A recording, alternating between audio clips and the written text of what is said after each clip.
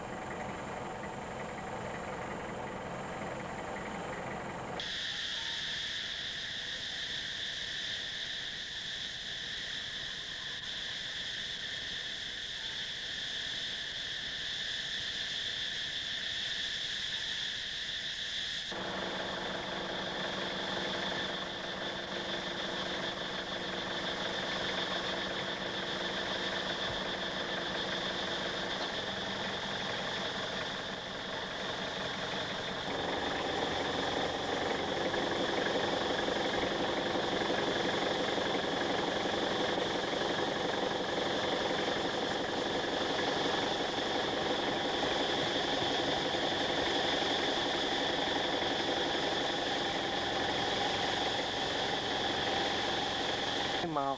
Mà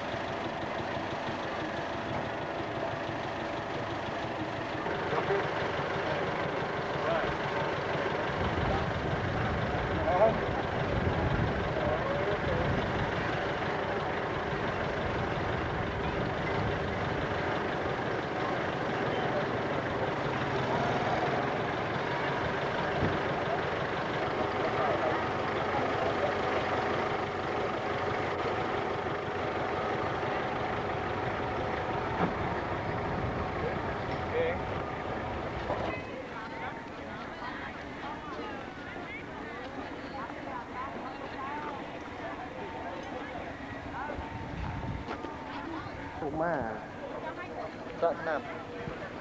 ở đây mà mưa lắng rồi mưa này chứ mình đã có mấy nhỉ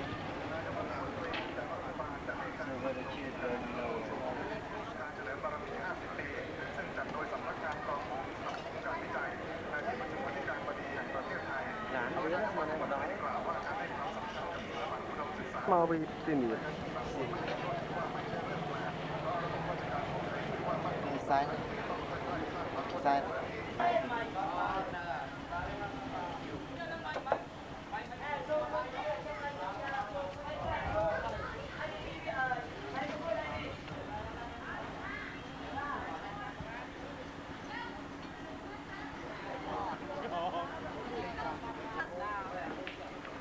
cái thạch của ấy như này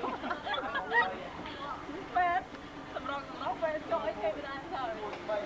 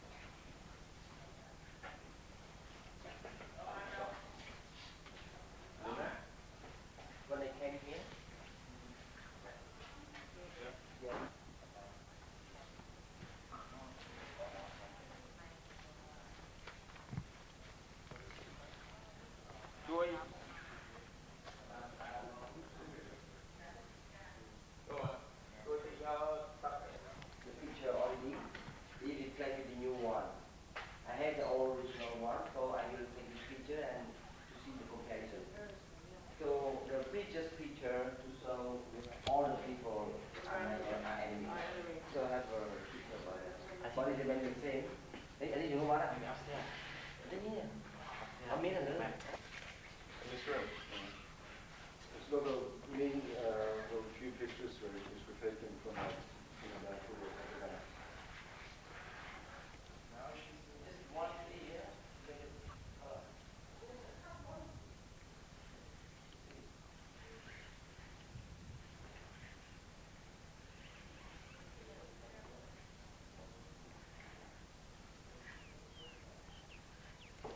And we just support some of our small budget. They can do it by themselves. Yes, but because the house there by big bicycle red banner. This I sometimes I just try to sing. The motorbike? Motorbike. We can go there. And the rainy season we cannot go there. We have to swim somewhere. Here in Florida, and a good place for the rice production in this place. But the problem of education. So this was our consideration that other donor as Oh, in this place. family. So here, yeah. It's look short so far, but in reality it isolated. Then here, now people speak about Anlong Way. People speak about Trapeang Pasar, but people never talk about Warin and Ongkong Chu. Why Mr. will give 3 or 2 more buildings at Anlong Way here? Excellent.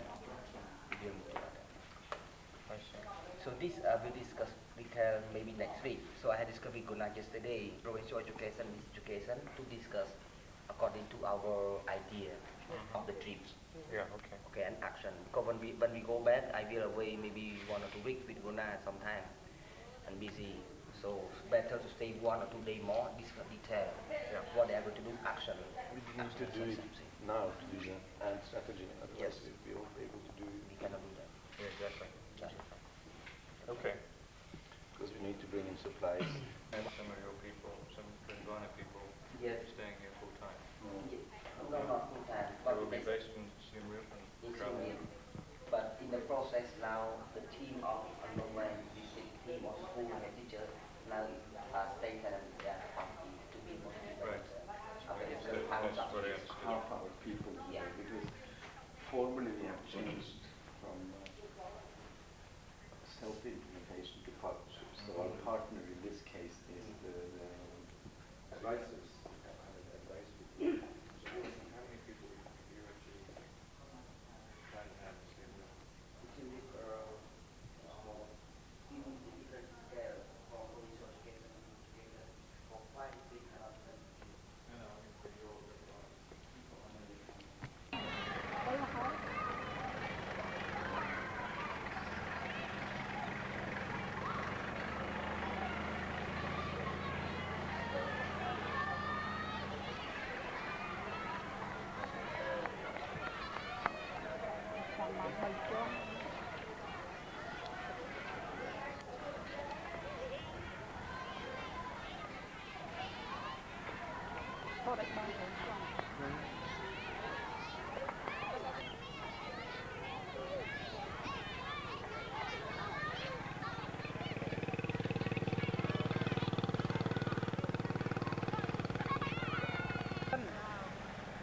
Rinh vào đó đi Rinh.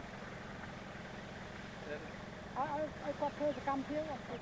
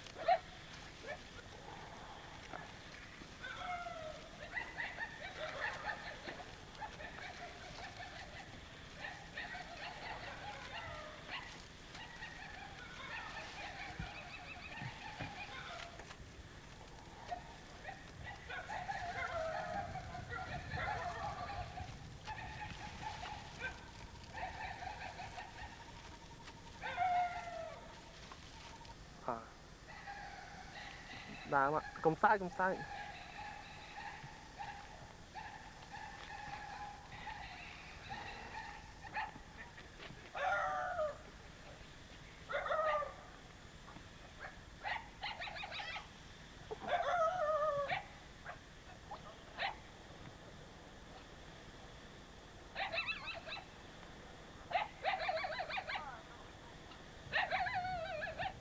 chân mà rồi có mùi rồi mai từ từng mà rồi mai nó rồi ba hai mà rồi cứ rồi gọt đó Để bên toàn đọc này phát hiện toàn đọc. phần đó all just Chân ốc. Đừng có làm được những cái phát bố này nó ốc. according to the they did not all they have been done not all But how close can they be together and how far are they? Is it a pattern? kiên miên là biết cái đạn tam bài biết đấy rồi coi những ai đăng mình là biết cái đạn đấy rồi coi những đạn thì no បើចម្ងាយឆ្ងាយពីគ្នាដែរអីក៏ចិត្តគ្នាដែរ ក្រុមមានមួយទៅមានមួយអត់ទៀងទេអត់ទៀង100ម៉ែត្រឲ្យមានមួយក្រាបក៏មានខ្លះ10ម៉ែត្រក៏មានខ្លះមួយទៅ but sometimes there are many one group Doesn't sound like this system. Probably depending on where they put because if the government came this way and then they were depending to that way. that's what it is.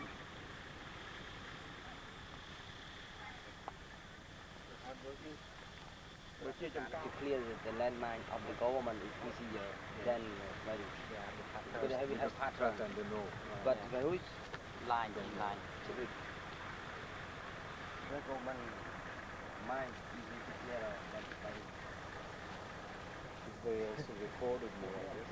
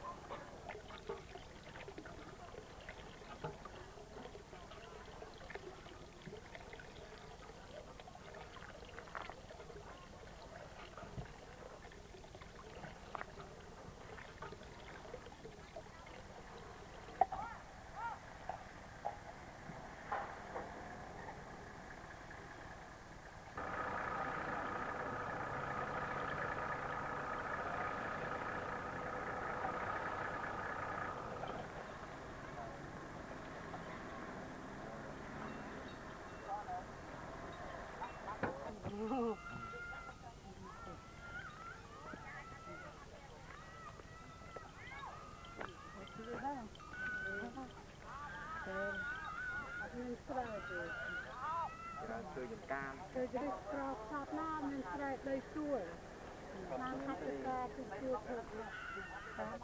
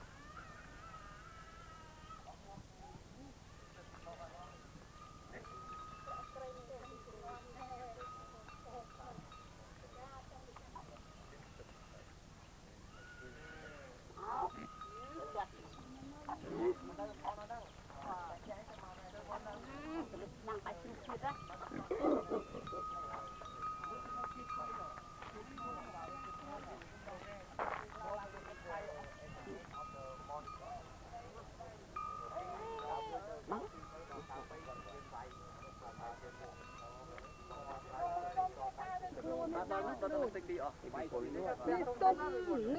มเตียงเรียนไปไงแล้วก่อนมาเนี่ยนึ่งเตาให้มันตายเสร็จเตาเนี่ยมันได้เจอตามฟีเวอร์เอาเส้นมาไปเอาเนื้อคนเส้นเอาเส้นคนจ้างเนี่ยโชว์แล้วมันมาต้นน้องไอ้บอกเราไปจูดเทียมออกเนื้อไปเอามาหน่อย Can a clinic help for that? Is there In Long Wang, just come from a Long Wang clinic. So they check with the blood. There's no.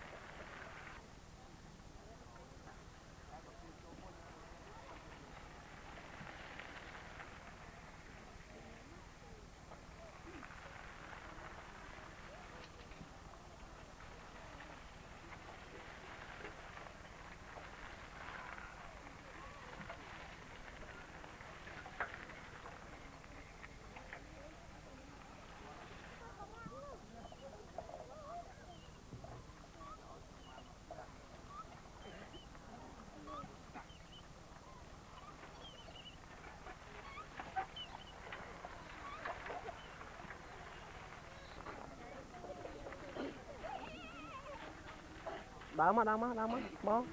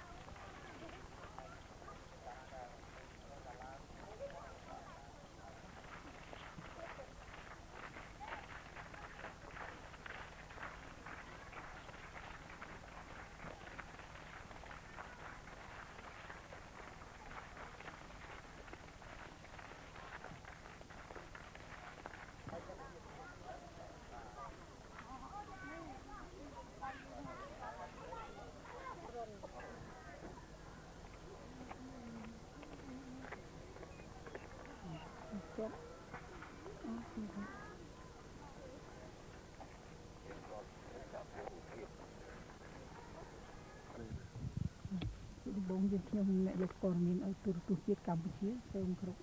លោកអភិបាលស្រុកតាពាំងប្រាសាទបាទសូមលោកថាគុំចាក់ឲ្យទស្សនិកជនយើងបានដឹងថាបន្ទាប់ពីស្រុករបស់យើងបានធ្វើស្វារណកម្មជាមួយរាជរដ្ឋាភិបាលមកតើជីវភាពរបស់ប្រជាពលរដ្ឋយើងជាពិសេសកុមារប្រាកុមារីរបស់ស្រុកតាពាំងប្រាសាទមានការប្រែប្រួលយ៉ាងណាដែ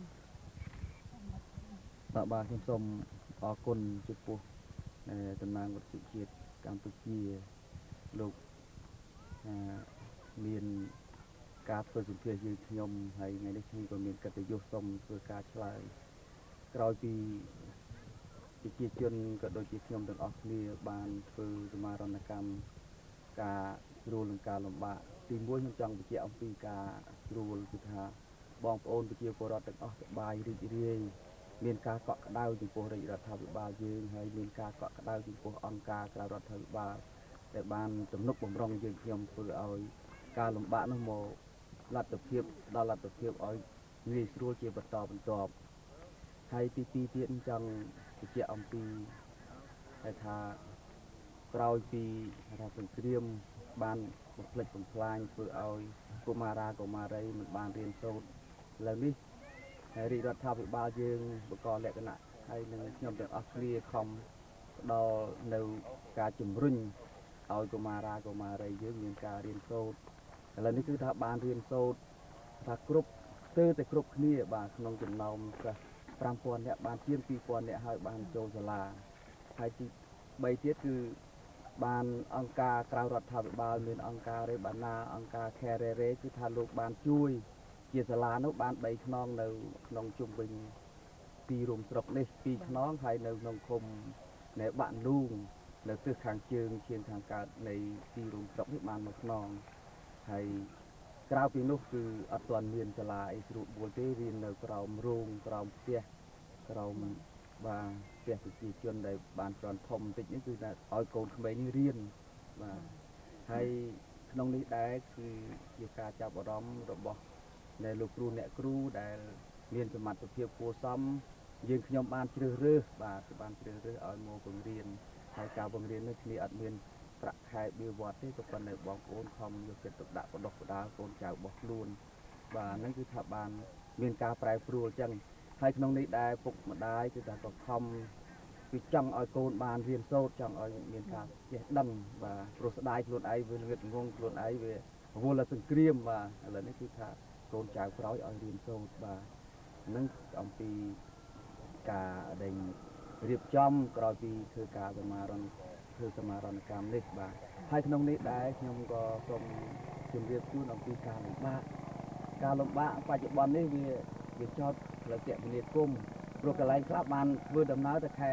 ប្រាំងហើយខែភាសាដាច់បាទហើយជាការល្អដែលរាជរដ្ឋាភិបាលបានរៀបចំធ្វើបានឲ្យផ្លូវគឺថាឲ្យផ្លូវពី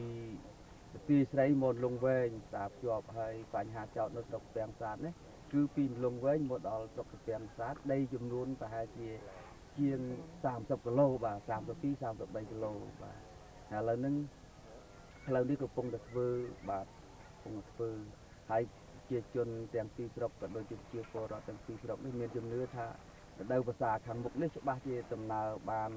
ចេញចូលទៅសៀមរាបបានពីភាពនឹងឆ្នាំតែមិញឆ្នាំនេះគឺថាមានទឹកខឹមបាទប៉ុន្តែឡែកតែស្រុកទៅពាំងសាទយើងខ្ញុំគឺ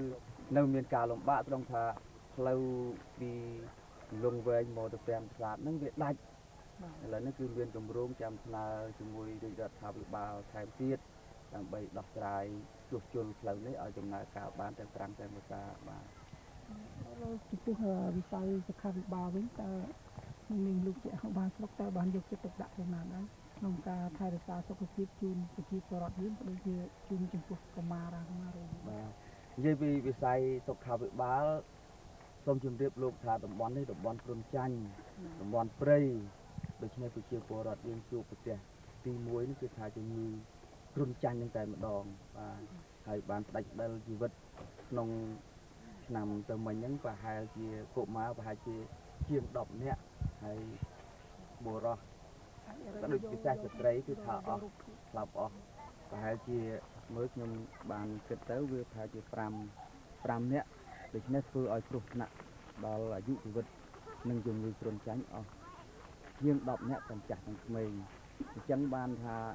ក្រោយមករាជរដ្ឋាភិបាលយើងក៏បានយកចិត្តទុកដាក់ដែរផ្ដល់ជាឆ្នាំទៅតាមរយៈជាមួយខាងអាជ្ញាធរផងហើយតាមរយៈនៃខាងទាហានផងបាទហើយបានផ្ដល់ធ្វើឲ្យសុខភាពនេះវាមានការប្រែប្រួល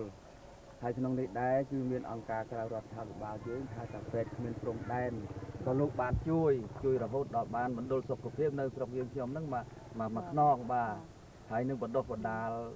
នៅបងប្អូននៅនេះហ្នឹងគឺថាដែលមានសមត្ថធ្វើពេទ្យបានហ្នឹងមកធ្វើពេទ្យបានហ្នឹងបណ្ដុះបណ្ដាលពេទ្យហ្នឹងចំនួន11នាក់បាទឥឡូវកំពុងតែប្រើប្រាស់ឆ្នាំឲ្យត្រូវតាមក្បួនតាមຂະຫນាតហើយដល់ឆ្នាំ99តាម2000នេះថយជំងឺគ្រុនចាញ់បាទថយបានមួយកម្រិតក៏ប៉ុន្តែវាជំងឺនេះមិនទាន់ជាដាច់ទេហើយឥឡូវហ្នឹងណែ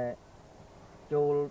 ឆ្នាំ2000យើងដើមឆ្នាំនេះក៏មានភ្លៀងធ្លាក់ទៅវាប្រែប្រួលឥឡូវនេះប្រជាជនពិសេសកុមារមានការគេថារើជំងឺនេះគ្រុនបាទគ្រុនតទៀតហើយមានជំងឺផ្លែកទៀតគឺថាជំងឺរាគមូលបាទអញ្ចឹងបានថាឥឡូវនៅចោតបញ្ហានឹងនៅសេសសល់បញ្ហាជំងឺតម្កាត់នេះហើយខ្ញុំក៏ឆ្លៀតឱកាសនេះក៏សូមគេថាចង់បានឆ្នាំដង្កូវអីថែមទៀតទាំងបានអំពាវនាវដល់អង្គការគ្មានរដ្ឋាភិបាលយើងលោកមានគេហៅថាសំណានចិត្តគេថាជួយឧបត្ថម្ភយើងខ្ញុំក៏ចង់បានការឧបត្ថម្ភពីអង្គការយើងដែរបាទដូចចំពោះវិស័យសាសនាវិញដែលនៅក្នុងស្រុកត្រពាំងប្រាសាទយើងបច្ចុប្បន្នក៏មានវត្តអារាមប្រមាណកន្លែងដែរបាទវិស័យសាសនាក៏យើងខ្ញុំទាំងអស់គ្នាវាមានជំនឿគេថាវាជំនឿទប់ទាំងអស់ទាំងគ្នាហ្នឹងគឺថាស្វ័យត្បិតតែចំនួនគេហៅថារបបខ្មែរក្រហមគេមិនអោយគេថាធ្វើបុណ្យធ្វើទានអីមានលោកមានវត្តអីទេក៏ប៉ុន្តែខ្ញុំទាំងអស់គ្នាហ្នឹងគឺថាក្រោយពីធ្វើសមារណកម្មមកហើយនាំគ្នាខំកសាងវត្តហ្នឹងបានបាទមានវត្តនៅជាប់ចិត្តទីរួមស្រុកហ្នឹងមួយកន្លែងហៅថាដាក់ឈ្មោះថាវត្តបុរាណប្រាសាទព្រោះវត្តហ្នឹងកសាងចិត្តប្រាសាទបុរាណបាទមានលោក5អង្គបាទមានលោក5អង្គហើយកសាងបានគឺមិនទាន់ជាវិហារទេចាស់ហៅថាសលុំបាទបានសលុំនឹងមួយហើយទី2ធ្វើនៅខាងទំនប់ដាច់ឃុំទំនប់ដាច់ហ្នឹងបានវត្តមួយកន្លែងដែរហើយដាក់នាមវត្តហ្នឹងថាវត្តជ័យនិវត្តបាទជ័យនិវត្តហើយនឹងក៏មានលោក5អង្គហើយកូនចៅអ្នកស្រុកហ្នឹងបានបួស4អង្គបាទក្រៅមនុស្សមុនលោកពីខាងក្រៅមុនលោកពីខាងបងប្អូនដែលមានថាអ្នកបួសអ្នកអីយល់ថាយកមកបដោះបដាលពង្រីកខាងពុទ្ធសាសនាហ្នឹងក៏មុនមកបានលោកតាចាស់ហ្នឹង2ព្រះអង្គបាទហើយវត្តហ្នឹងបាន2ហើយកំពុងតែកសាងមិនទាន់បានអីធំដុំទេកសាងថ្មីថ្មោងបាទដូច្នេះក្នុងរយៈ2ឆ្នាំ7 2ឆ្នាំនេះកសាងវត្តបាន2ហើយគោលដៅថាបានវត្ត3ក្នុងមួយស្រុកបាទ2ឃុំវត្ត1ដូច្នេះបានវត្ត3ក្នុង6ឃុំបាទតាមឈ្មោះស្រុកស្គាល់យើងស្រុកត្រពាំងប្រាសាទនេះប្រហែលជានៅក្នុងស្រុករបស់យើងមានប្រាសាទបុរាណប្រមាណកន្លែងដែរបើតាមលោកនឹងជាមានលោកជាអភិបាលបាទតាមដែលខ្ញុំឃើញជាក់ស្ដែងហើយឈ្មោះនេះទៅមើលតាមមិនមានឈ្មោះពីដើមមកទេឈ្មោះនេះឈ្មោះសម័យក្រោយមកទៀតបងប្អូនដែលធ្លាប់ដើរមកកាត់ព្រៃហ្នឹងឃើញត្រពាំងនឹងមួយធំទៅតឹងប្រហែលជាជាង100ម៉ែត្របណ្ដោយប្រហែលជា700ម៉ែត្របាទត្រពាំងនឹងហើយត្រពាំងហ្នឹងក៏ដាច់គ្រាន់តែឃើញស្នាមទេអត់មានទឹកដក់ទេខែប្រាំងដាច់បាទហើយឃើញប្រាសាទហ្នឹងវានៅទិសខាងជាយខាងលិចជ្រុងត្រពាំងហ្នឹងបាទដល់អញ្ចឹងក៏ដាក់ងារថាត្រពាំងប្រាសាទកន្លែងហ្នឹងបាទហើយឥឡូវខ្ញុំមកនៅនេះរយៈ1ឆ្នាំជាងនេះបងប្អូនដើរនៅជុំវិញកន្លែងនេះគឺមានប្រាសាទ3កន្លែងបាទប្រាសាទតូចទេ3កន្លែងមានជ្រុងខាងជើងបាទជ្រុងខាងជើងនៃត្រពាំងប្រាសាទនេះប្រហែលជាដីពី3គីឡូនោះមួយកន្លែងហើយជ្រុងខាងកើតនោះមួយកន្លែងហើយដី4គីឡូដែរដូច្នេះតំបន់ជុំវិញនេះមានប្រាសាទ3បាទប៉ុន្តែប្រាសាទហ្នឹងបាក់បែកហើយតាមស្រាវជ្រាវសួរចាស់នៅក្បែរហ្នឹងគាត់ថាបាក់បែកតាំងពីចំនួនបារាំងនោះបាទនឹងខ្ញុំឃើញប្រាសាទហ្នឹងដូច្នេះឈ្មោះហ្នឹងជាប់ត្រពាំងប្រាសាទហ្នឹងទៅបាទក្នុងនេះខ្ញុំចង់បានជាវនាវជាអភិបាលស្រុកលោកមានការអំពាវនាវយ៉ាងណាដែរដល់រាជរដ្ឋាភិបាលក៏ដូចជាអង្គការអន្តរជាតិរបស់យើងដែលគេមកបំពេញការងារនៅលើទឹកដីស្រុកទាំងខ្ញុំក៏ជាឱកាសដ៏មានតម្លៃដែលលោកដែលខ្ញុំមានកិត្តិយស នៃការពិភាក្សារបស់លោកនេះគឺខ្ញុំក៏សូមធ្វើការគេហៅថាបញ្ជាក់អំពីទឹកចិត្តឬក៏ថាអារម្មណ៍របស់ផ្ទាល់ខ្លួនខ្ញុំក៏ដូចជាមន្ត្រីរាជការទាំងអស់ប្រជាពលរដ្ឋនៅនេះជាក់ស្ដែងទាំងអស់ថាទី1ផ្ទាល់ខ្លួនគឺថាខិតខំធ្វើម៉េចអភិវឌ្ឍតាមគោលនយោបាយរបស់រាជរដ្ឋាភិបាលយើងគឺថាអនុវត្តជនបទនៃកម្ពុជាយើងរាជាណាចក្រកម្ពុជាយើងហើយខ្ញុំទាំងអស់គ្នាថារួមចំណែកអភិវឌ្ឍហើយខាងស្រុកខ្ញុំបាទនេះវាជនបទណាមែនតែនបើប្រៀបធៀបនឹងជាយដែនប្រទេសគឺជាប់នឹងព្រំដែនថៃហើយបើប្រៀបធៀបនឹងជាយដែនក្នុងខេត្តវាជាយដែនខេត្តព្រះវិហារវាជាយដែនខេត្តសៀមរាបហើយវាជាយដែនខេត្តឧត្តរមានជ័យដូច្នេះកន្លែងនេះកន្លែងចន្លោះបាទជនបទពេញតួដូច្នេះរួមចំណែកថាអភិវឌ្ឍជនបទរបស់យើងឲ្យបានឯទី2ទៀតក៏បេះមិនដាច់ពីការផ្ដល់លទ្ធភាពក៏ដូចជាការទំនុកបំរុងរបស់រាជរដ្ឋាភិបាលព្រោះកន្លងមកក៏ទំនុកបំរុងហើយឥឡូវទៀតក៏សូមអំពាវនាវដល់រដ្ឋាភិបាលយើងឲ្យខិតខំដើម្បីមកជួយជ្រោមជ្រែងយើងខ្ញុំទាំងអស់គ្នាដើម្បីអភិវឌ្ឍឲ្យបានរីកចម្រើនឆាប់រហ័សឯទី3ទៀតក៏ជៀសមិនដាច់ពីការឧបត្ថម្ភរបស់អន្តរជាតិទាំងអង្គការក្រៅរដ្ឋាភិបាលក្នុងរដ្ឋាភិបាលគឺថាលោកជួយក៏ជាក់ស្ដែងក៏បានលោកបានជួយជាបន្តបន្ទាប់ហើយសូមឲ្យជួយថែមទៀតដើម្បីរួមអភិវឌ្ឍនៅស្រុកទំពាំងសាទយើងខ្ញុំឲ្យបានរីកចម្រើនហើយក្នុងនេះពិសេសគឺថាចង់ដោះស្រាយជាចម្បងគឺបញ្ហាគមនាគមន៍បាទពុកកន្លងមកវាដាច់ទាំងពិសេសគឺថាដាច់ទាំងអស់អញ្ចឹងបានចង់បានគមនាគមន៍ឲ្យជាប់រវាងស្រុកនៅជុំវិញបាទហើយនឹងខេត្តទាំងអស់នៅដែលចំណុះរបស់ខេត្តឧត្តរមានជ័យនេះគឺឆ្ងាយណាស់ដាច់ណាស់ផ្លូវបាទតែនេះចង់បានខាងគមនាគមន៍ជាសំខាន់ហើយក្នុងនេះគឺចង់ពីមនាវឲ្យលោកជួយដោះស្រាយបញ្ហាទឹកព្រោះនៅតំបន់លើបើភ្លៀងលិចហើយបើរាំងគោកទឹកអស់បាទពងរៀបចង់បានវិស័យទឹកហើយក្នុងនេះដែរចង់បានថាដើម្បីអភិវឌ្ឍលុះត្រាតែវាធនធានមនុស្សជាសំខាន់ដូច្នេះចង់បានការអប់រំពាក់ព័ន្ធទាំងបច្ចេកទេសទាំងវិទ្យាសាស្ត្រដើម្បីអភិវឌ្ឍទៅឲ្យបានលឿនបាទចង់បានប៉ុណ្ណឹងបាទសូមអរគុណបាទហើយក្នុងនេះដែរខ្ញុំសូមអរគុណសារជាថ្មីទៀតចំពោះតំណាងឲ្យវិទ្យុជាតិវិទ្យុទូទស្សន៍បាទកម្ពុជាដែលបានឆ្លៀតពេលយ៉ាងមមាញឹកហើយមកដល់ស្រុកយើងខ្ញុំដើម្បីធ្វើការសម្ភាសបាទសូមអរគុណហើយក៏សូមប្រសិទ្ធពរជ័យជូនដល់សម្ដេចនាយកដែលជាប្រមុខដឹកនាំប្រទេសជាតិកម្ពុជាសូមឲ្យលោកក៏ដូចជាលោកជំទាវសូមឲ្យលោកមានសុខភាពល្អបញ្ញាវាងវៃដើម្បីដឹកនាំយើងខ្ញុំទាំងអស់គ្នាអភិវឌ្ឍប្រទេសជាតិពិសេសអភិវឌ្ឍជនបទរបស់យើងបាទហើយក៏សូមជូនពរតំណាងអង្គការពិសេសអង្គការរដ្ឋបណ្ណាដែលលោកបានជើញមកជាមួយប្រតិភូខាងក្រសួងសិក្សាអប់រំយុវជនកីឡារបស់សៀមរាបអមដំណើរក៏សូមឲ្យលោកមានសុខភាពល្អហើយជោគជ័យបេសកកម្មរបស់លោកសូមអរគុណ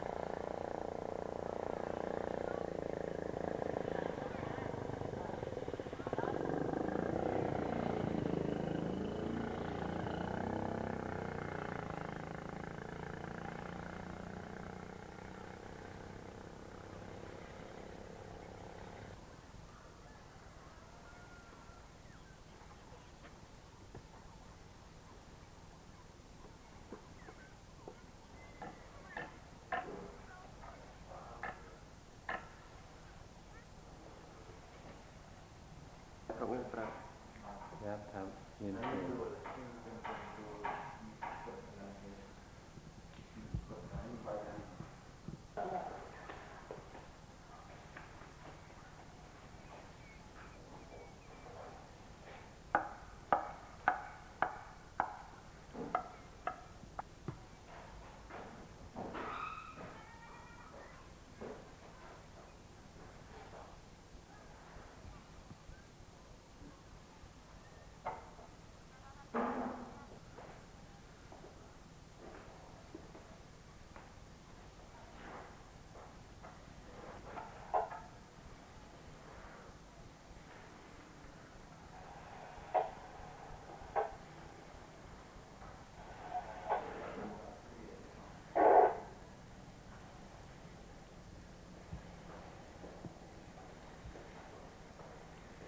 Turn ở đây, ở đây.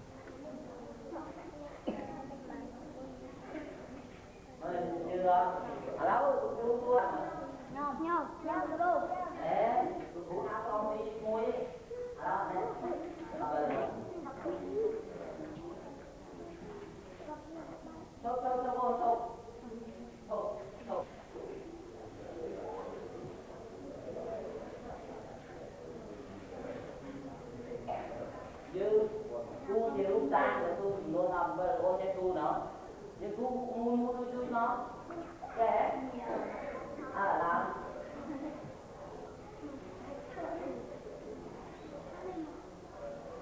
tu bên đi tôi cho nó ngon tay thế nào con đấy ba năm đâu tu cốt đâu mới tu dư mà tu bên nào mà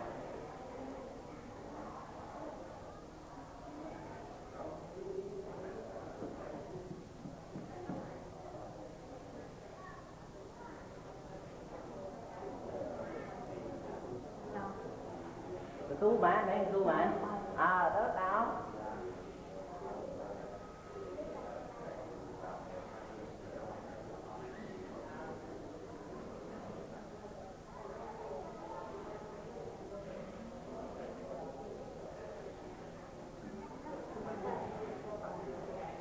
lão ôn họ một cái nữa họ mà mùi bì bầy buồn sang mùi bạc bầy buồn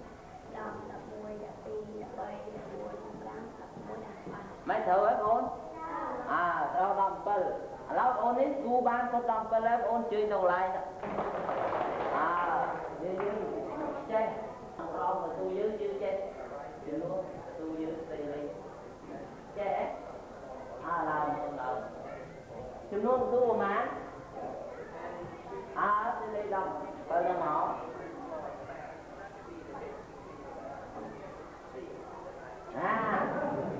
cho bao nhiêu qua là con thôi chơi họ ổn chứ mình chơi họ cái nó đi nữa cái nữa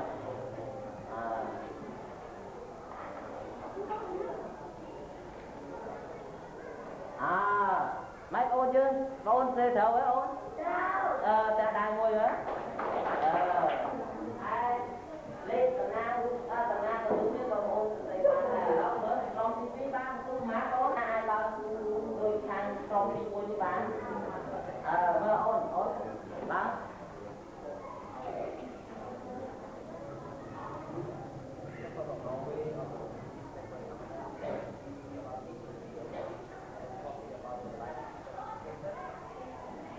hỏi cho anh cái hỏi cho anh cái thộn mà đi lư của ba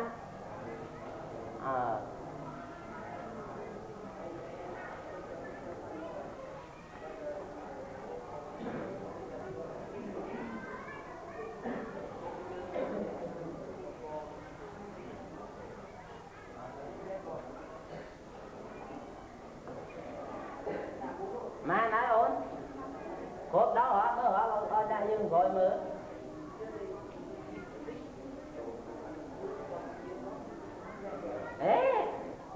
không nói sao vào kia mấy cô bé ôn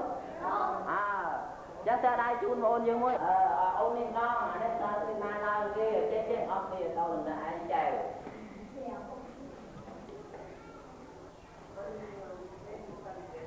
mấy ôn như xe làm trâu ấy ôn để to vậy xe đây chun ôn dương mới lao nữa họ nên môi nó làm á vừa làm mà cu ru cái tu cu ăn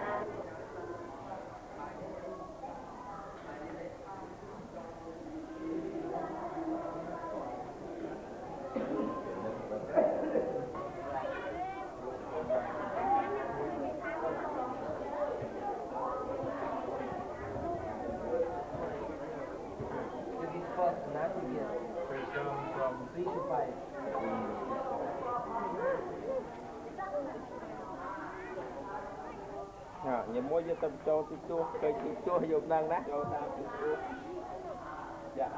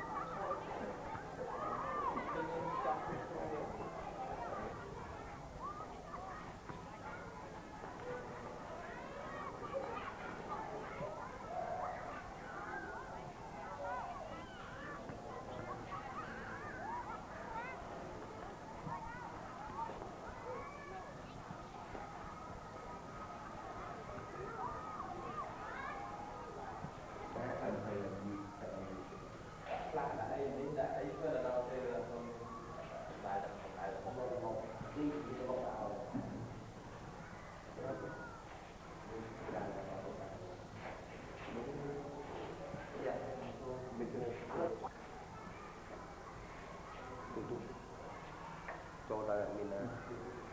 អានេះគឺយកធ្វើការគឺយកធ្វើហ្នឹងតែគឺនិយាយបញ្ហាគឺឃើញថាយើង go from the door then keep under the floor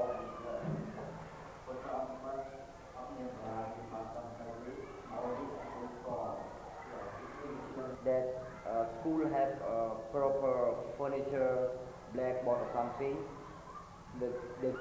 យើងចង់បានទទួលអំណោយរបស់រដ្ឋបណ្ដាច្រើនណាស់តាមទីប្រអប់ we receive such as learning material children magazine you not say but I think story books etc ធ្វើឲ្យកុមារយើងក្នុងនៅទីនេះមានចិត្តចង់រៀន and then not only that learning material that make our children more joyful to come to school and learn ហើយទីទៀតក៏កុមារយើងខ្ញុំសង្ឃឹមលើ not only me but our ហើយយើងខ្ញុំនៅទីនេះមិនតច្រើនណាស់ដល់អស់ឡាយ and you see many of them are remain outside school not at school កុមារទាំងអស់នៅក្នុងក្រុមរបស់នេះគឺក៏ជាប្រវត្តិរបស់ចាស់ in the children that in the free time today ហើយអត់ហើយទៅវាបានត្រឹម2000ជារបស់ but you see the big number that we have come to primary school so more than 6,000 of them are not coming to school yet ហើយយើងក៏ជា thousands of course they depend on their life to organize it especially big time ហើយក៏មានស្ដីជាក់ថាអង្គការរដ្ឋបាលជួយកុមារជាង6,000នាក់ឲ្យមានឡាយ and we do the kids or children that don't have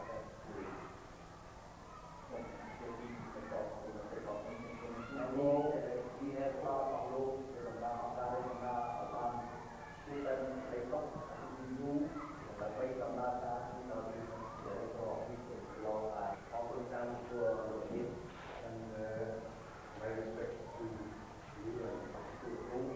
យើងអរគុណដែលបានរួមជួយពីដំបូងតាមតែខ្ញុំបានមកដល់ទីនេះ And I'm very happy I can see that there has been big changes ខ្ញុំ already. មកនេះខ្ញុំក៏បានទៅព័ត៌មានជាច្រើនដែរតាមរយៈរូបថតនិងព័ត៌មានផ្សេងៗដែលបានផ្ដល់មកដល់ខ្ញុំហើយតាមរយៈអ្វីអត្តឧបមាដែលខ្ញុំបានដកសម្គាល់គឺប្រាជ្ញាពីសម្រាប់ Not only the numbers of the children going to school, but also maybe the biggest difference, the most important difference is what they learn. អ្វីដែលខ្ញុំឃើញ And then maybe the most important change there is from learning how to be in conflict or how to fight. ហើយចំណុចសំខាន់ដែលចេញពីអ្វីដែលយើងមានសភាពពីការពីគ្រោះគ្រាតពីឆ្លោះគ្នាឥឡូវនេះអ្វីដែលយើងរៀនបានច្រើនហើយរៀនទៅតាមប្រព័ន្ធការអភិវឌ្ឍ Maybe now learning យើងគឺរៀនទៅអនាគតដែលយើងនឹងឈប់ឆ្លោះគ្នាហើយរៀនដើម្បីរស់នៅជាមួយគ្នាក្នុងភាពសន្តិភាព issues basically ហើយគួរឲ្យចាប់អារម្មណ៍ហើយគួរឲ្យលើកសរសើរទីបំផុតចំពោះការងាររបស់លោកគ្រូអ្នកគ្រូនៅទីនេះត្រង់ថាលោកគ្រូអ្នកគ្រូបានមកធ្វើកិច្ចការនេះដោយការស្ម័គ្ររួមជាប់តែសន្យាផ្សេងៗប៉ុន្តែនេះគឺជារូបភាពដ៏សំខាន់នៃការ So I hope we can continue to cooperate and the dedication and the level of interest shown from the director and the staff, I think we can build something good on that in the future. ដូច្នេះខ្ញុំនឹងធ្វើការជាមួយគ្នាក្នុងទៀតដើម្បីជួយកុមាររបស់យើង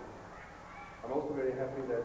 Mick Yates and his family was able to come with us on this trip. ហើយចំណុចសំខាន់មួយទៀតនោះក៏ថាយើងមានលោកមីយ៉ែតហើយនិងក្រុមគ្រួសាររបស់គាត់បានចូលរួមដំណើរក្នុងការធ្វើដំណាក់កិច្ចនៅតំបន់នេះ Because weekends ចំណុចសំខាន់គឺមិនមែនតែការនិយាយពីគ្នាដែលត្រូវការចាំបាច់ជួយទៅដល់គ្រូយើងនិងកុមារយើងនៅទីនេះប៉ុន្តែសំខាន់គឺថាលោកយ៉ែតទៅក្នុងក្រុមគ្រួសារក៏ជាភាគីដ៏សំខាន់ក្នុងការជួយយើងផ្នែកអធិការដើម្បីធ្វើឲ្យ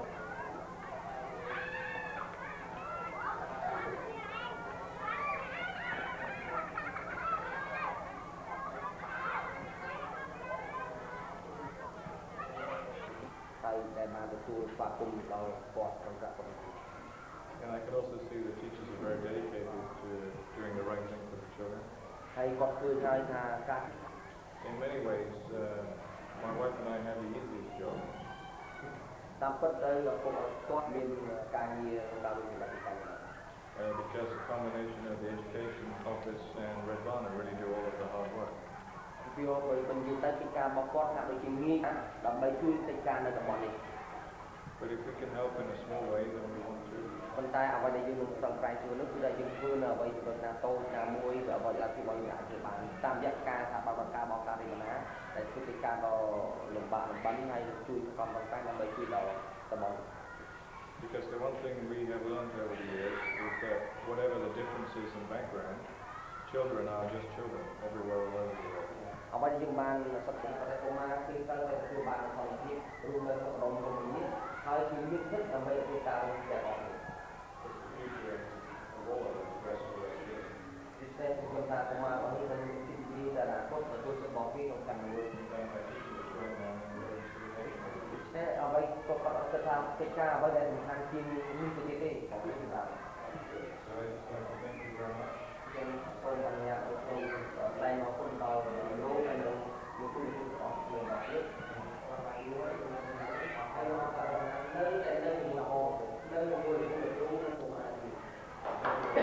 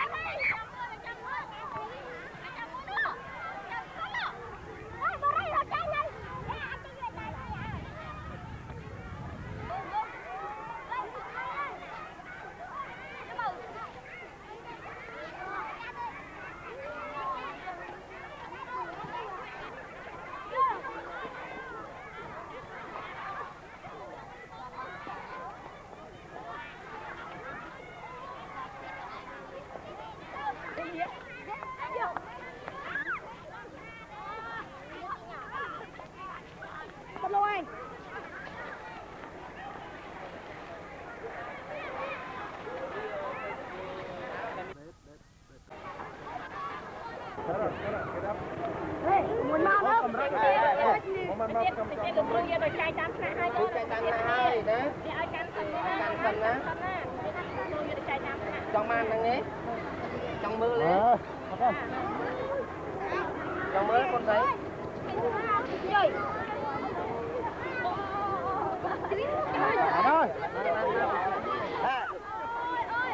Đâu rồi, bên kia kia.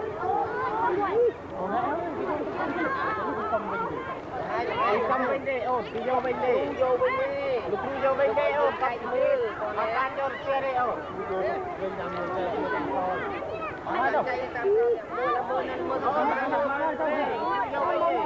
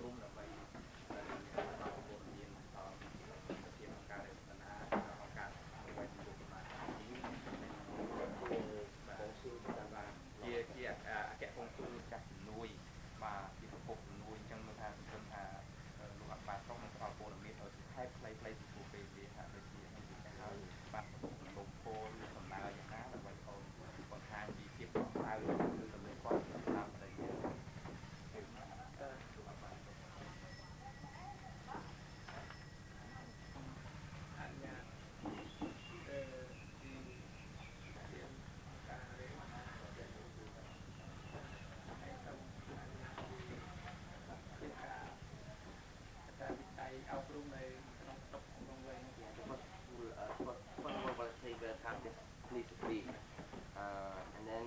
he's going to give very brief the situation of education and especially the district as a whole in Anlong. ចំនួនសិស្សដែលមានចូលរៀនហើយនឹងចំនួនគ្រូ the number that he going to brief you about number of children come to school and the teacher រៀននៅឡុងវែងមាន9បន្ទប់មាន9បន្ទប់មួយខ្នងមានសិស្ស 866 នាក់ there one school that have been visit is Anlong Wang school. There are 9 rooms and there are 856. ពីសាលារៀននៅពាំងព្រៃមានមួយខ្នងមានបន្ទប់ 5 មានសិស្ស 404 នាក់បាទមានប្រុស 221 ស្រី 203 and there are 424 pupils. There 203 are girls. 3សាលារៀនលំទងបាទសាលារៀនលំទងមានមួយខ្នងមាន 5 បន្ទប់មានសិស្ស 400 នាក់ប្រុស 216 ស្រី A little remote from this town. That there are one school building 5 rooms. There are 400 pupils. Only 184 are girls. 4សាលារៀននៅស្លាត 250 នៅប្រុស 250 ស្រី 297 And another school is what we call 5 rooms. There are 547 pupils and then 297 are girls. បានរៀនហើយមាន 24 បន្ទប់ថ្នាក់រៀនមាន 38 ថ្នាក់ពីថ្នាក់ទី 1 មានសិស្សដល់ពីទី 1 ដល់ទី 5 ប្រុស 1168 នាក់ Yes, now report nice to see the work we already do. We can continue this youth operation in the time to come. The more than 6,000 children who do not go to school now, that sometime soon they will be able to have access to school. That is the most important for us and also the most important for them. ចំណុចគន្លឹះក៏ដូចជាបងដែលជាអាជ្ញាធរគូក៏ទីសហការជាមួយនេះចាប់អារម្មណ៍ក្នុងថា 6,900 នាក់ជាងនេះតើធ្វើម៉េចឆាប់នេះឲ្យគេបានទៅសាលារៀនដូចកុមារតទៅទៀត These activities we also very much appreciate that they have the chance to take them ហើយទីនេះលោកអភិបាលបានឃើញវត្តមានរបស់លោកយ៉ែហើយនឹងក្រុមគ្រួសារនិងបងប្អូនរបស់គាត់បានមកចូលរួមគាត់ការរៀបបណ្ណាជាមួយនឹងការទទួលកុមារប្រទេស Norway ដើម្បីជួយលើកដោះស្រាយនៅបញ្ហានេះ and with the different government structures. I hope that will provide successful in the future. ចំណុចល្អណាស់ដោយសារគាត់ជាខាងអប់រំដើម្បីជួយការងារដោះស្រាយបញ្ហាអប់រំនេះចឹងគាត់ជាអ្នកដូចជាអ្នកសម្រាប់រដ្ឋជនចូលរួមដល់ការបាទ Again, thank you very much for having us. ដងទៀតសូមថ្លែងចាំជ័យពលមកបាទលោកប្រជុំមកជ័យជាមួយចៅនេះអប់រំស្រុកចាប់ហ្នឹងបានចាប់អញ្ជើញបងប្អូនរបស់ស្រុកចាប់មកជួយបាទចាក់បានគាត់ចង់ដើរមើលភូមិណាបាទ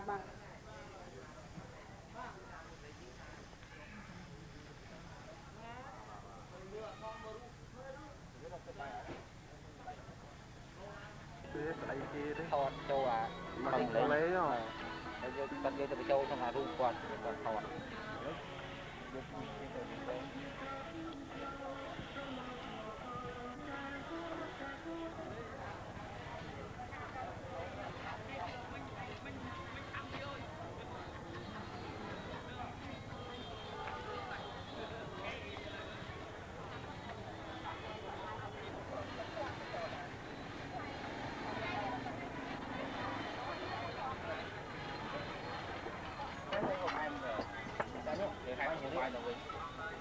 Nâng lọc đây lúc mà hai mà không biết mà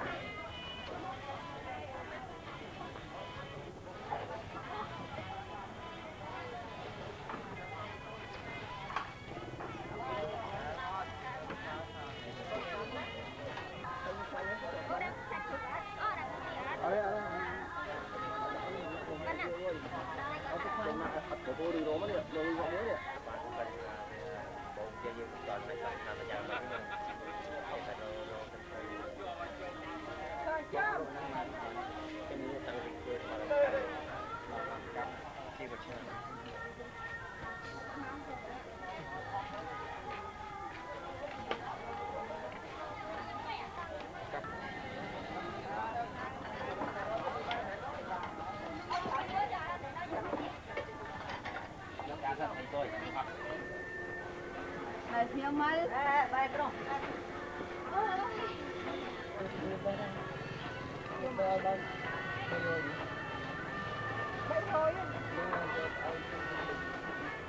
Này tranh với mục tích cái đó. Bà ở bàn hôm chụp này. Nè, ôm nó như này. Ôm nó như này.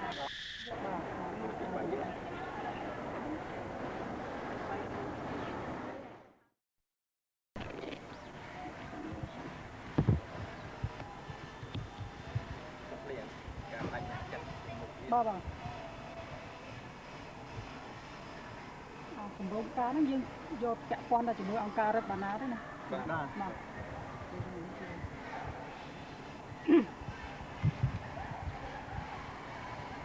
mà tới cùng tay chứ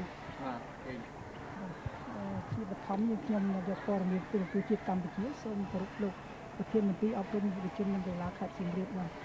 ซึ่งในการคุมจักเอาจุดในกิจยังบางดังอันปีกลุ่มโรงการในระเบียบบอกตัวการนี้แกะควันจมูกยังทำทิพย์กุมารบอกเยอะในกลุ่มขัดสิ่งเรียบนี้ในกลุ่มกลุ่มโรงการบัตรการจมูกองการเรบันนาไม่จำเป็นจังองการเรบันนาใหญ่tớiคือบานช่วยขัดสิ่งเรียบเยอะดำใบคือไม่เอากุมารนั่นคือเมียนสิทธิ์สลายเทียบนั่งยังคือไม่เอายังบานบำราសិទ្ធិសេរីភាពរបស់កុមារបានពេញលេញប៉ុន្តែនៅក្នុងវិស័យអប់រំគឺយើងបម្រើសិទ្ធិកុមារតាមរយៈការកសាងសាលារៀនឲ្យវាមានលក្ខណៈគឺថាសមស្របដើម្បីអីដើម្បីឲ្យកុមារនឹងគឺមករៀនបានទៀងទាត់ ហើយមានការរីកចម្រើនទៅលើកម្រិតយល់ដឹងខាងបញ្ញាទៅលើសុខភាពអនាម័យសពបែបយ៉ាងទាំងអស់បានតែដូច្នេះហើយបានថាការកសាងសាលារៀនរបស់យើងដោយសហប្រតិបត្តិការជាមួយរ៉េតបាណានេះគឺជាការកសាងសាលាដែលផ្ដោតទៅលើគោលការណ៍សំខាន់ៗដូចខាងក្រោមទី1គឺយើងកសាងសាលាដើម្បីធានាគុណភាពនៃការអប់រំហើយកសាងសាលារៀនដើម្បីឲ្យកុមារនឹងបានមករៀនគឺច្រើនអញ្ចឹងសាលារៀនវាមិនអាចនៅឆ្ងាយពីភូមិកំណើតគេបានទេគឺត្រូវធានានៅរង្វង់ចម្ងាយនោះប្រហែលពី1គីឡូឬក៏1គីឡូកន្លះបើកាលណាយើងដាក់សាលាឆ្ងាយពីផ្ទះយើងឃើញគ្នាអត់បានចូលរៀនទេហើយបើបានមកដែរប៉ុន្តែវាមិនជាប់លាប់ពីព្រោះពេលវេលាធ្វើដំណើរចម្ងាយហ្នឹងគឺថាมันបកឲ្យមករៀនប្រចាំថ្ងៃបានជាប់លាប់ហើយទី3ទៅទៀតការកសាងហ្នឹងគឺធានាឲ្យគេហៅថាការរៀនសូត្របានជាប់លាប់ដែរដូចជាធ្វើម៉េចឲ្យសាលាហ្នឹងវាមានគ្រប់កម្រិតសិក្សាដូចថាយើងមិនអាចបើកថ្នាក់ទី1ទី2បានទេយើងត្រូវបើកថ្នាក់ទី1ទី2ទី3ទី4ទី5បើកាលណាបើកសាលារបៀបនេះបានកុមារនឹងរៀនចប់បឋមសិក្សាពេញលេញបាទវាអត់បោះបង់ទេហើយមានសាលាមួយចំនួនដែលកិច្ចសហប្រតិបត្តិការយើងមិនបានគិតយើងឃើញថាយើងកសាងសាលាដែលមានតែថ្នាក់ទី1ទី2ហើយដល់ទី3វាត្រូវទៅរៀនកន្លែងថ្មីវាអត់បានទៅរៀនកើតទេវាបោះបង់ការសិក្សាបើចឹងកិច្ចសហប្រតិបត្តិការជាមួយរ៉េតបាណារបស់យើងខ្ញុំនេះជាមួយយើងខ្ញុំគឺយើងធ្វើតាមគោលការណ៍ហ្នឹងហើយគោលការណ៍ហ្នឹងឯងដែលវាធានានៅប្រសិទ្ធភាពនិងបម្រើសិទ្ធិពេញលេញរបស់កុមារបានអរគុណគ្រូអាចវាតម្លៃសមត្ថភាពបានទេមកដល់បច្ចុប្បន្ននេះកុមារយើងជាពិសេសដែលនៅតាមតំបន់ជុំវិញស្រុកមួយចំនួនដែលជាតំបន់ដែលទើបនឹងផ្សះផ្សាតើអាចចូលរៀនបានច្រើនដែរបាទឥឡូវនេះដោយសារមានកម្មវិធីរ៉េតបាណានឹងទៅខាងតំបន់ផ្សះផ្សាហ្នឹងឃើញតំបន់ផ្សះផ្សាគឺកំពុងតែមានការវិវត្តឈានឡើងហើយទី1ការវិវត្តហ្នឹងគឺដោយសារយើងខិតខំកសាងមូលដ្ឋានសម្ភារៈដើម្បីឲ្យវាសមស្របនៅក្នុងតំបន់ផ្សះផ្សាហើយបញ្ហាទី2គឺយើងត្រូវខិតខំគេហៅថាជំរុញលើកទឹកចិត្តគ្រូបង្រៀននៅតំបន់ផ្សះផ្សាហ្នឹងឲ្យគាត់មានក្របខ័ណ្ឌជាក្របខ័ណ្ឌរដ្ឋហើយនឹងមានការឧបត្ថម្ភទៅលើការជួយបំផនគាត់ដើម្បីឲ្យគាត់មានសមត្ថភាពធ្វើការដូចគ្រូនៅក្នុងតំបន់របស់រាជរដ្ឋាភិបាលគ្រប់គ្រងពីយូរមកហើយទី3ទៅទៀតគឺយើងខិតខំគឺថាធ្វើយ៉ាងម៉េចឲ្យនៅក្នុងតំបន់ផ្សះផ្សានឹងមានគេហៅថាសិភៅសិក្សាមានមធ្យោបាយសម្រាប់ឲ្យកុមាររៀនសូត្រទៅតាមកម្មវិធីក្រសួងនឹងបានត្រឹមត្រូវដូចជាតំបន់ដែលរាជរដ្ឋាភិបាលយើងបានគ្រប់គ្រងយូរហើយពីព្រោះយើងឃើញថាទើបតែនឹងចេញពីខ្មែរក្រហមមកតំបន់ផ្សះផ្សានឹងគ្នារៀនតាមរបៀបគេហៅថាការអប់រំរបស់ខ្មែរក្រហមបើអញ្ចឹងវាអត់មានអីជាប្រព័ន្ធទេឥឡូវយើងកំពុងចងក្រងអាប្រព័ន្ធហ្នឹងឲ្យកើតឲ្យដូចជាសាលារៀននៅក្នុងព្រះរាជាណាចក្រកម្ពុជាយើងទាំងអស់អញ្ចឹងបាទអ្នកគ្រូដែលជាគ្រូនៅតំបន់អតីតផ្សះផ្សាហ្នឹងតើគេបានទទួលការបណ្ដុះបណ្ដាលមុខវិជ្ជាជីវៈជាគ្រូបង្រៀនបានបាទការបណ្ដុះបណ្ដាលវាមាន2ផ្នែកផ្នែកទី1គឺក្រោយពីគេធ្វើសមាហរណកម្មរួចហើយគឺយើងយកគេនឹងមកបណ្ដុះបណ្ដាលនៅសាលាគ្រូកុសលបណ្ដុះបណ្ដាលមិនបានយូរទេប្រហែលជាមួយខែកន្លះបាទអញ្ចឹងគេអាចមានសញ្ញាណមូលដ្ឋានមួយចំនួនដើម្បីបំពេញការងារហើយការបណ្ដុះបណ្ដាលទី2តាមកិច្ចសហប្រតិបត្តិការរ៉េតបាណានេះគឺយើងបណ្ដុះបណ្ដាលនៅកន្លែងធ្វើការផ្ទាល់រៀនផងឲ្យធ្វើការផងរៀនបណ្ដុះបណ្ដាលផងហើយការបណ្ដុះបណ្ដាលនេះក៏ទាញឲ្យយើងមានប្រសិទ្ធភាពដូចបណ្ដុះបណ្ដាលនៅក្នុងមជ្ឈមណ្ឌលគ្រូកុសលដែរពីព្រោះបើគេណាគេខ្វះអីចឹងទៅយើងចុះទៅមើលហើយយើងបំពន់គេបណ្ដាទៅតាមការជាក់ស្ដែងបាទបើចឹងនៅតំបន់ផ្សះផ្សាហ្នឹងគឺគ្រូតែងតែទទួលនៅការបណ្ដុះបណ្ដាលពីនឹងជាប្រចាំបាទដើម្បីផ្ដល់ផលប្រយោជន៍ដល់កុមារប្រាកុមារីយើងតើមន្ទីរអប់រំខេត្តសៀមរាបយើងមានយុទ្ធសាស្ត្រក្នុងការសាងសង់សាលារៀនបែបណាដែរទៅកិច្ចសហការជាមួយរ៉េតបាណាអញ្ចឹងយុទ្ធសាស្ត្រក្នុងការសាងសង់គឺ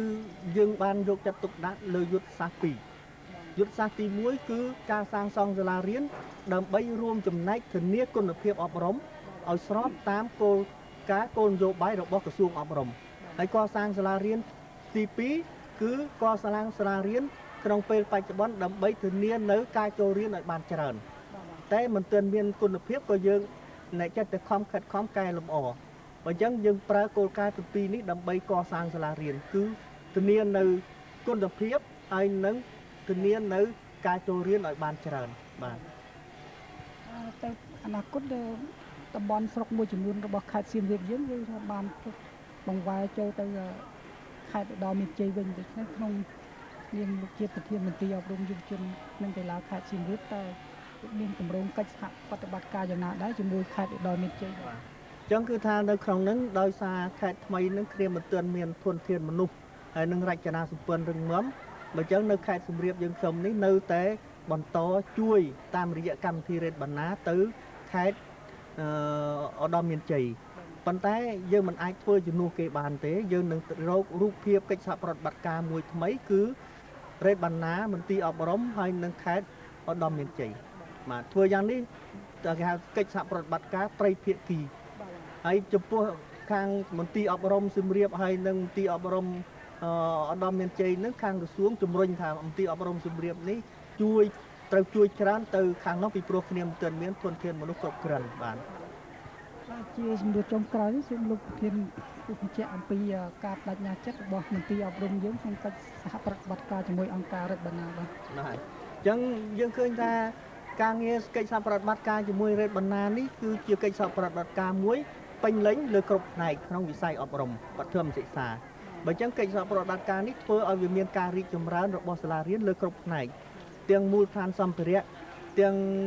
វិធីសាស្ត្របង្រៀនទាំងការគ្រប់គ្រងដើម្បីអភិវឌ្ឍសាលារៀនទាំងកិច្ចការផ្សេងទៀតនៅក្នុងសាលាជីវភាពគ្រូគឺយើងបានគិតទាំងអស់បើអញ្ចឹងកិច្ចសហប្រតិបត្តិការនេះជាកិច្ចសហប្រតិបត្តិការមួយដែលមន្ទីរអប់រំបានខិតខំធ្វើកិច្ចសហប្រតិបត្តិការដើម្បីជំរុញកិច្ចសហប្រតិបត្តិការនឹងឲ្យរីកចម្រើនបានអរគុណ